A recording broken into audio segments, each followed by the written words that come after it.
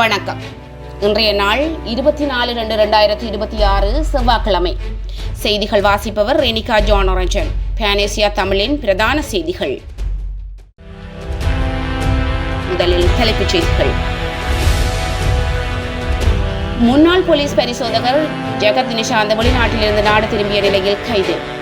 புத்த சாசனத்தை பாதுகாப்பது நம் அனைவரதும் பொறுப்பாகும். எதிர்க்கட்சித் தலைவர் சஜித் பிரேமதாசா தெரிவிப்பு. ஜனாதிபதி கலந்து கொண்ட நிகழ்வுகளுக்கு பொதுமக்களை அழைத்து வர 25 லட்சத்துக்கு மேல் செலவு, மாவட்ட செயலகம் தெரிவிப்பு.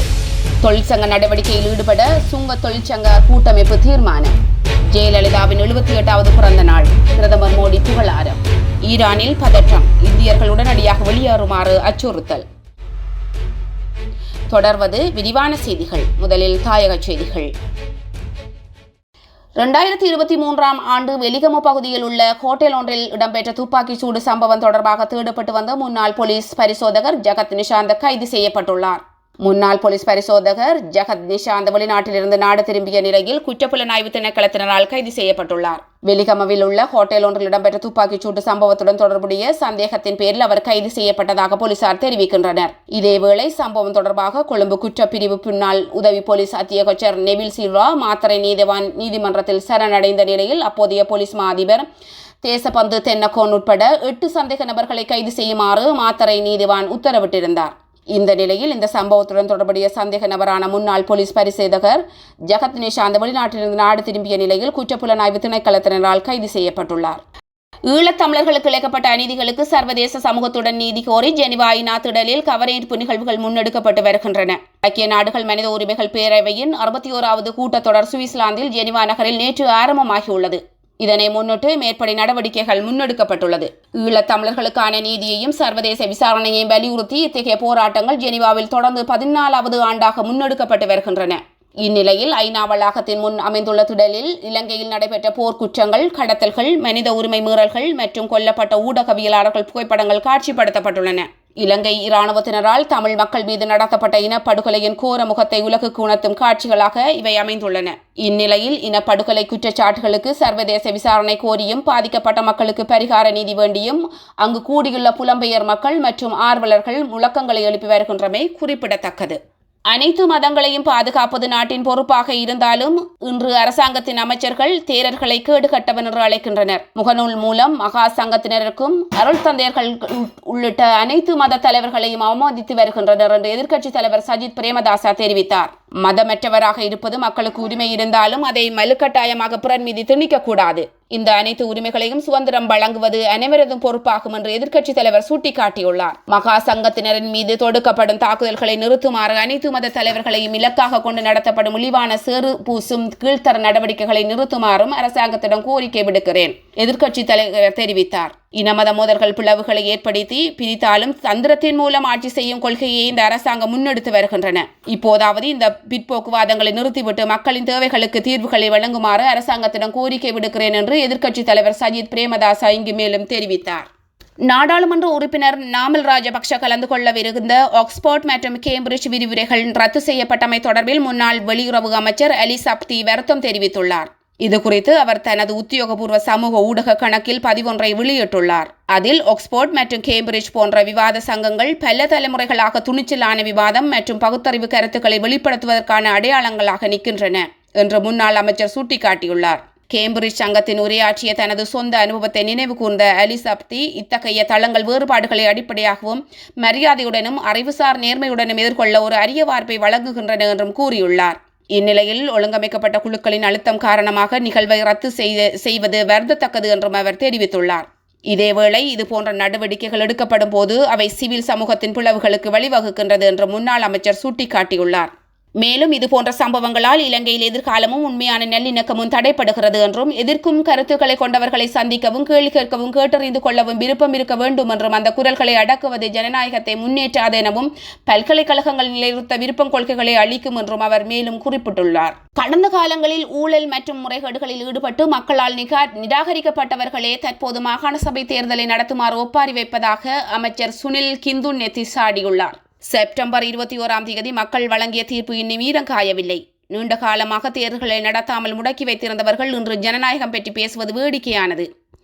சீர்குலைந்துள்ள பொருளாதாரத்தை கட்டி எழுப்புவதும் திருடப்பட்ட மக்கள் பணத்தை மீட்பதுமே எமது தற்போதைய முன்னுரிமையாகும். தவறு செய்தவர்கள் தண்டிக்கப்பட வேண்டும் என்பதில் நாம் உறுதியாக இருக்கின்றோம். இதனை பழிவாங்கல் என்று கூச்சலிடுவதன் மூலம் எவரும் தப்பித்துக் கொள்ள முடியாது. ராஜபக்ஷக்களின் நிழலில் இருந்து அரசியல் செய்தவர்கள் இப்போது மக்கள் செல்வாக்கு பற்றி பேசுவது நகைப்புக்குரியது. முடிந்தால் மீண்டும் மக்களிடம் சென்று ஆதரவை பெற்றுக் கொள்ளுங்கள் என்று அமைச்சர் சுனில் கிந்துநெத்தி சவால் விடுத்துள்ளார். யாழ்ப்பாணத்தில் கடந்த மாதம் ஜனாதிபதி கலந்து கொண்ட நிகழ்வுகளுக்கு பொதுமக்களை அழைத்து வர பேருந்துகளுக்கு யாழ்ப்பாண மாவட்ட செயலகத்தினால் 25,66,885 ரூபாய் நிதி செலவிடப்பட்டுள்ளதாக மாவட்ட செயலகம் தெரிவித்துள்ளது. யாழ்ப்பாணத்துக்கு கடந்த மாதம் விஜயம் மேற்கொண்ட ஜனாதிபதி அனுரகுமார திசநாயக்க ஜனவரி மாதம் 16ஆம் தேதி மீசாலை வீரசங்கம் ஆரம்ப பாடசாலை மைதானத்தில் இடம்பெயர்ந்த குடும்பங்களுக்கான மீள்குடியேற்ற வீடமைப்பு திட்டத்திற்கான உதவி வழங்கும் நிகழ்வில் கலந்து கொள்வதற்காக பொதுமக்களை மைதானத்துக்கு அழைத்து வருவதற்காக 11 தனியார் பேருந்துகளை சேவைக்கு அமர்த்தியதாகவும் அதற்காக 2,23,000 ரூபாய் கொடுப்பனவு வழங்கியதாகவும் மாவட்ட செயலகம் தெரிவித்துள்ளது. அதேவேளை ஜனவரி 16ஆம் தேதி முழு நாடும் ஒன்றாக போதை ஒழிப்பு நிகழ்வுக்காக கொக்குவில் தொழில்நுட்ப கல்லூரி மைதானத்துக்கு மக்களை அழைத்து வர இலங்கை போக்குவரத்து சபைக்கு சொந்தமான 75 பேருந்துகளை சேவையில் ஈடுபடுத்தியதாகவும் அதற்காக 23,43,885 ரூபாய் கொடுப்பனவு வழங்கியதாகவும் மாவட்ட செயலகம் தெரிவித்துள்ளது. அமெரிக்க வர்த்தக கொள்கைகளை சுற்றியுள்ள நிச்சயமற்ற நிலைமையினால் உலக சந்தையில் அமெரிக்க டாலரின் மதிப்பு குறைந்து வருவதாக சர்வதேச நிதி வட்டாரங்கள் தெரிவிக்கின்றன. உலக சந்தையில் அமெரிக்க டாலரின் மதிப்பு வீழ்ச்சியடைந்து வருவதுடன் தங்கத்தின் விலை கடந்த 3 வாரங்கள் இல்லாத அளவுக்கு உயர்வடைந்துள்ளது. இதற்கமைய உலக சந்தையில் ஒரு அவுன்ஸ் தங்கத்தின் விலை 5,180.22 அமெரிக்க டாலராக உயர்வடைந்துள்ளது. இந்த உயர்வு கடந்த 3 வார காலப்பகுதியில் பதிவான அதிகபட்ச விலை என சந்தை வட்டாரங்கள் தெரிவிக்கின்றன. இந்த நிலையில் இலங்கையில் 24 கரட் தங்கத்தின் விலை 4 லட்சத்தை எட்டியுள்ளது. மேலும் 22 கரட் தங்கத்தின் விலை 3,70,000 ரூபாயாக பதிவாகியுள்ளது.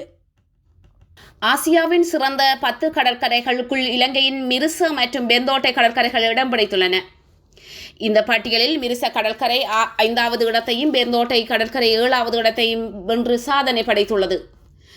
உலக புகழ்பெற்ற சுற்றுலா இணையதளமான ட்ரிப் அட்வைசர் வெளியிட்டுள்ள 2026ஆம் ஆண்டிற்கான travels choice awards best of the best தரவரிசை பட்டியலில் குறித்த விடயம் தெரிவிக்கப்பட்டுள்ளது. இந்த அங்கீகாரம் ஆசியாவின் கடற்கரை சுற்றுலாவிற்கு முன்னணி இடமான இலங்கையின் நிலையை மேலும் உறுதிப்படுத்துகின்றது. சுற்றுலாத்துறையின் மிக உயர்ந்த தரத்தை பேணும் இடங்களுக்கே இந்த பெஸ்ட் ஆஃப் த பெஸ்ட் விருது வழங்கப்படுவதாக ட்ரிப் அட்வைசர் தெரிவித்துள்ளது. முல்லைத்தீவு கொக்கு தொடுவாய் கமநல சேவை நிலைய பிரிவுக்கு உட்பட்ட தமிழ் மக்களின் நெற்செய்கை காணிகளை ஊடறுத்து மகாவலி அபிவிருத்தி அதிகார சபையினால் ஜானி வேலி அமைக்கும் செயல்பாடு முன்னெடுக்கப்பட்டு வருவதுடன் கோட்டைக்கேணி பகுதியில் தமிழ் மக்களின் பூர்வீக விவசாய நிலங்களை ஆக்கிரமித்து உப்பளம் ஒன்றை அமைப்பதற்கு முயற்சிகள் மேற்கொள்ளப்பட்டு வருவதாக கொக்கு தொடுவாய் கமக்கார அமைப்புகளின் பிரதிநிதிகளால் வன்னி மாவட்ட நாடாளுமன்ற உறுப்பினர் துரைராசா ரவிகரன் அவர்களிடம் முறைப்பாடு செய்யப்பட்டுள்ளது. இந்நிலையில் கொக்கு தொடுவாய் கமக்கார அமைப்பு பிரதிநிதிகளால் முன்வைக்கப்பட்டுள்ள முறையீடுகள் தொடர்பில் பாராளுமன்ற உறுப்பினர் ரவிகரன் நேற்று முல்லைத்தீவு மாவட்ட செயலாளர்களுக்கு தெரியப்படுத்தியதுடன் குறித்த விடயங்கள் தொடர்பில் கவனம் செலுத்துமாறும் வலியுறுத்தியுள்ளார். குறிப்பாக கோட்டைக்கேணியில் தமிழ் மக்களின் காணிகளை அபகரித்து உப்பளம் அமைக்கப்படக்கூடாது என்ற முல்லைத்தீவு மாவட்ட ஒருங்கிணைப்பு குழுவின் தீர்மானத்தை மீறி உப்பளம் அமைக்க முயற்சிகள் மேற்கொள்ளப்பட்டு வருவதையும் இதன்போது நாடாளுமன்ற உறுப்பினர் முல்லைத்தீவு மாவட்ட செயலாளரிடம் சுட்டிக்காட்டினார். அத்தோடு குறித்த பிரச்சினைகளுக்கு உரிய நடவடிக்கைகளை மேற்கொள்ளுமாறும் நாடாளுமன்ற உறுப்பினரால் இதன்போது வலியுறுத்தப்பட்டுள்ளது. இந்நிலையில் குறித்த விடயங்கள் தொடர்பில் கமக்கார அமைப்பினால் தமக்கு கோரிக்கை கடிதம் கையளிக்குமாறு மேற்கொண்ட முல்லைத்தீவு மாவட்ட செயலாளர் இவ்விடயங்கள் தொடர்பில் தம்மால் உரிய நடவடிக்கை மேற்கொள்ளப்படும் எனவும் தெரிவித்துள்ளமை குறிப்பிடப்பட்டுள்ளது. கடந்த 6 வருடங்களாக தாமதிக்கப்பட்டுள்ள பதவி உயர்வுகள் உள்ளிட்ட பல கோரிக்கைகளை முன்வைத்து தொழிற்சங்க நடவடிக்கைகள் ஈடுபட்ட சுங்க தொழிற்சங்க கூட்டமைப்பு தீர்மானித்துள்ளது. தமது பிரச்சனைகள் குறித்து பலமுறை அதிகாரிகளுக்கு அறிவித்தும் இதுவரை முறையான தீர்வுகள் வழங்கப்படவில்லை என சுங்க தொழிற்சங்க கூட்டமைப்பு தெரிவித்துள்ளது. இதன் காரணமாக இன்று முதல் நாடு முழுவதும் உள்ள அனைத்து சுங்க அலுவல்களிலும் கருப்பு பட்டிகளை அணிந்து கடமைகளில் ஈடுபட அதிகாரிகள் தீர்மானித்துள்ளனர். இந்த விவகாரம் தொடர்பாக எதிர்வரும் 26ஆம் தேதி நிதி அமைச்சு அரச சேவை ஆணைக்குழு உள்ளிட்ட பல தரப்புகளுடன் விசேட பேச்சுவார்த்தை ஒன்று நடைபெற உள்ளது. பிரதமர் ஹரணி அமரசூரிய தமிழ் புலம்பெயர் அமைப்புகளின் இடைத்தரகராக மாறியுள்ளதாக ஸ்ரீலங்கா பொதுஜன பெரமுனவின் முன்னாள் நாடாளுமன்ற உறுப்பினர் சமன் பிரிய ஹேரத் தெரிவித்துள்ளார். வடக்கிற்கு விஜயம் செய்த பிரதமர் எங்களை கேட்டா யுத்தம் செய்தார்கள் என்றனர். நாம் தமிழினத்துக்கு எதிராக யுத்தம் செய்யவில்லை, மாறாக பயங்கரவாதத்துக்கு எதிராகவே யுத்தம் செய்தோம். ஆனால் பிரதமரின் கருத்து யுத்தம் செய்த இளைஞர்களை அவமதிக்கும் வகையில் அமைந்துள்ளது. புலம்பெயர் தமிழ் அமைப்புகளின் கொள்கைகளை விதைக்கும் விடயத்தையே பிரதமர் முன்னெடுத்து வருகின்றார். இந்த வகையில் புலம்பெயர் அமைப்புகளின் தரகராகவே பிரதமர் உள்ளார். அதேபோல் அரசாங்கம் இயலாமையை ஏற்றுக்கொள்ள தயாராகவில்லை என அவர் மேலும் தெரிவித்துள்ளார். தொடர்வது இந்திய செய்திகள். தமிழக முன்னாள் முதலமைச்சர் ஜெயலலிதாவின் 78வது பிறந்த நாளை முன்னிட்டு இந்திய பிரதமர் நரேந்திர மோடி அவருக்கு புகழாரம் சூட்டியுள்ளார். இது குறித்து இந்திய பிரதமர் மோடி தனது எக்ஸ் தளப்பக்கத்தில் வெளியிட்டுள்ள பதிவில் குறிப்பிட்டுள்ளதாவது: ஜெயலலிதா அவர்களை அவரது பிறந்த நாளில் நினைவு கூர்கின்றேன். அவர் ஒரு மனம் கவர்ந்த தலைவராகவும் தலை சிறந்த நிர்வாகியாகவும் எண்ணற்ற மக்களின் இதயங்களிலும் மனங்களிலும் நீங்க இடம் பிடித்துள்ளார். அவரது வாழ்க்கை பயணம் அசாத்தியமான மன உறுதி மற்றும் தீர்மானத்துடன் அமைந்திருந்தது. தமிழக முதலமைச்சர் என்ற முறையில் பெண்களுக்கு அதிகாரம் அளிப்பதில் அவர் உறுதியான நோக்கத்தை கொண்டிருந்தார். சமூக நீதி மற்றும் அனைவரையும் உள்ளடக்கிய நலத்திட்டங்களை முன்னிறுத்தி ஒரு சிறந்த ஆட்சியாளராக அவர் திகழ்ந்தார். கருணை மற்றும் உறுதி ஆகிய இரு பண்புகளையும் அவர் ஒருங்கே பெற்றிருந்தார். அவருடனான எனது கடந்த கால கலந்துரையாடல்களை நான் எப்போதும் மிகுந்த மகிழ்ச்சியுடன் நினைவு கூர்கின்றேன். இந்த மாத மன் கி பாத் வானொலி நிகழ்ச்சியில் ஜெயலலிதா குறித்து நான் பகிர்ந்த கருத்துக்களையும் இதனுடன் இணைத்துள்ளேன் என இந்திய பிரதமர் மோடி நிகழ்ச்சியுடன் பதிவிட்டுள்ளார். இன்று ஜெயலலிதாவின் பிறந்த நாளை முன்னிட்டு தமிழகம் முழுவதும் அதிமுக தொண்டர்கள் பல்வேறு திட்ட உதவிகளை வழங்கி கொண்டாடி வருகின்றமை குறிப்பிடத்தக்கது.